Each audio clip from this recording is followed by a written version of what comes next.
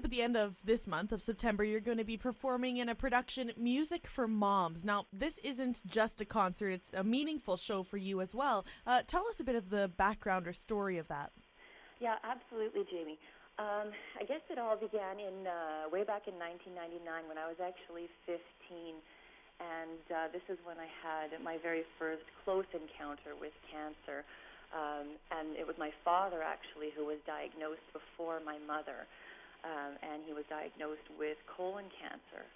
And now 2 years later, it was my mother's turn, and she was diagnosed with cancer.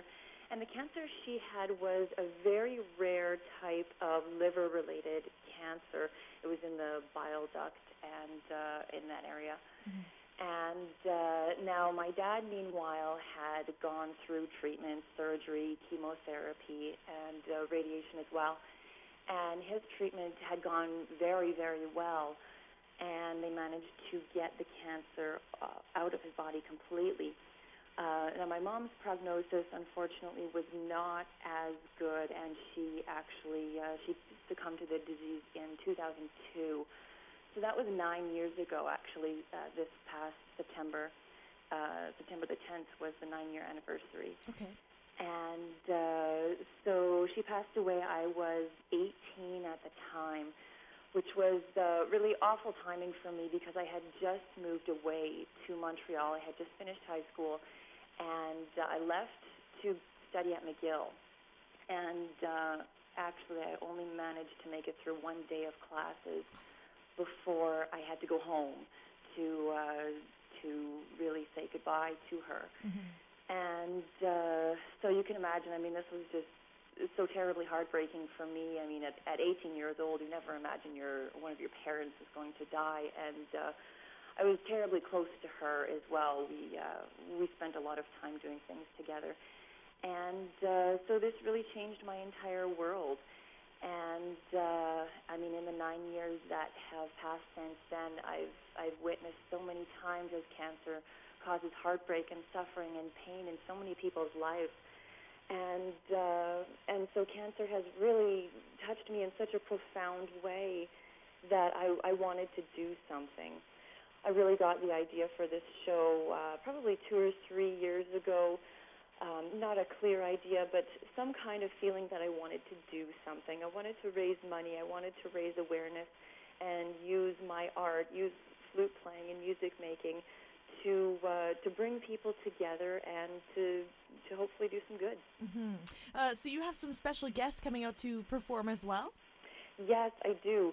The first one is Karen Earhart. She's a friend of mine. We've been playing together for a couple of years now. She's a fabulous cellist in the city, and so she's going to be a guest artist for one piece. And then I also have Michael Oiki playing the piano for me, who is a wonderful pianist, and I think we're going to have a lot of fun together on stage. Okay, now obviously we're going to be very touched by your story, but if there is something that you would like us to take away from the evening, what would it be?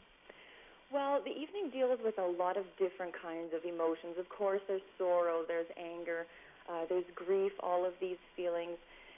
But the overall message is not one that is pessimistic. I've really taken my experiences and my memories and learned to be thankful for them. I had 18 years of having a wonderful mother in my life. I have my father's, conquering of cancer, surviving of cancer to be thankful for, and that's a wonderful thing. We're making incredible advancements in cancer research. And I think that by coming together and recognizing our pain and recognizing, hope for the future, I think we can achieve something beautiful. Now, I know, let's focus on you for a bit. A lot of students right now returning to school are starting to take band. They're picking up the flute.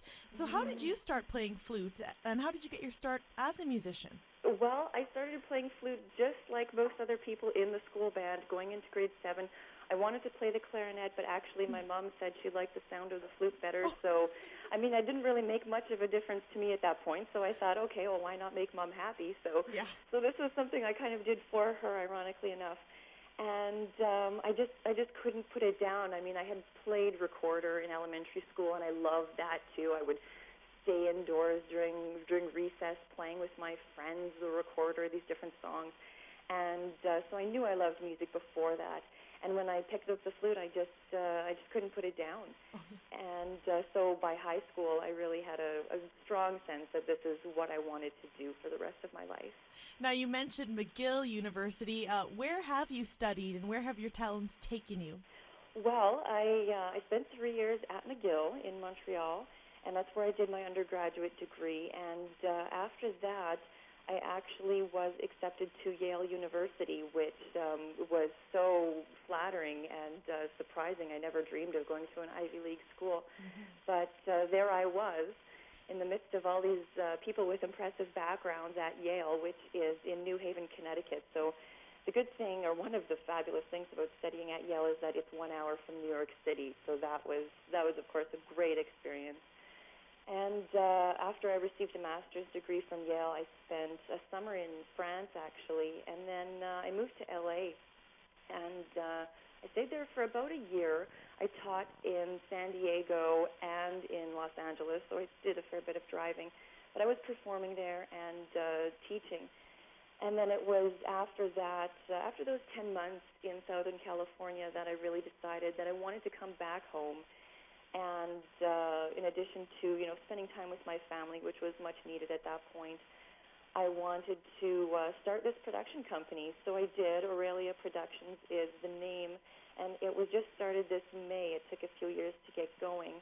And so Music for Mom is the second production under Aurelia Productions. Wow. Now, obviously, you've created quite a name for yourself as a performer, as a teacher. What are some of the highlights of your career as far as, people you've performed with? Oh, wow. There's been so many highlights. There are all kinds of people in Montreal. Montreal's a great city to live in, to study in, really. Going to New York, I really appreciated being able to study with Ransom Wilson, who was my flute professor at Yale. And he really formed a solid foundation for my approach to flute playing.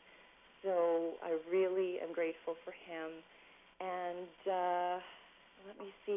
Since I've come back, there's been several musicians that I've had a fabulous time with.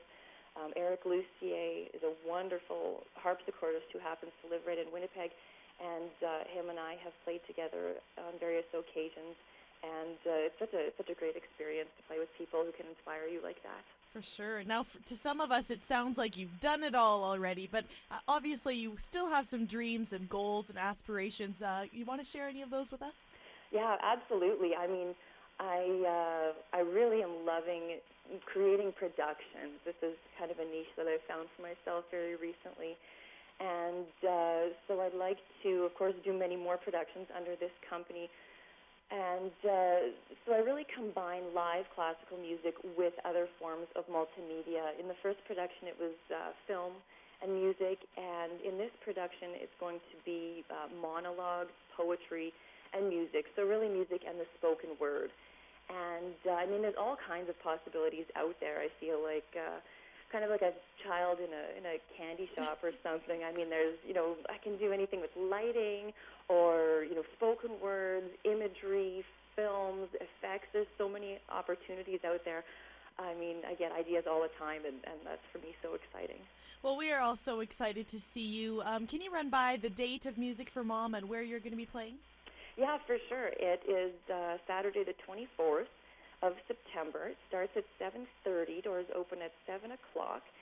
And it's at St. John's Cathedral, which is at 135 Anderson Avenue, just off of North Main. It's a gorgeous old Anglican cathedral made of stone on the outside, and the inside is all dark wood. It's a gorgeous, gorgeous place. And so tickets are available at ticketweb.ca and also at the Manitoba Conservatory of Music and Arts on Bannatyne.